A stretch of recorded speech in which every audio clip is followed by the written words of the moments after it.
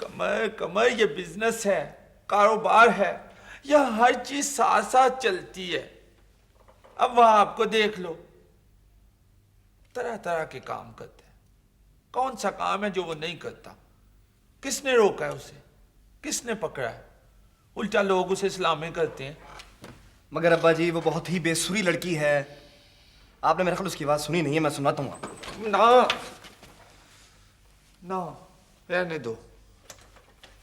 सुनी है आवाज उसकी, मगर कमर अपनी पब्लिक को भी तो देखो, किस किस तरह की आवाजें चल रही हैं। तौबा, जिनकी आवाज गुफ्तगू में अच्छी नहीं लगती वो भी गा रहे हैं। खैर छोड़ो इस बात को, मैं खुद ही उसे देख लूंगा। तुम इस तरह करो, वो वाप की तरफ जाओ, वो तुमसे मिलना चाह रहा था। मेरा ख्याल है कोई बिजनेस के बारे में बात करनी है। और सुनो, ज्यादा बहस ना करना उसके साथ।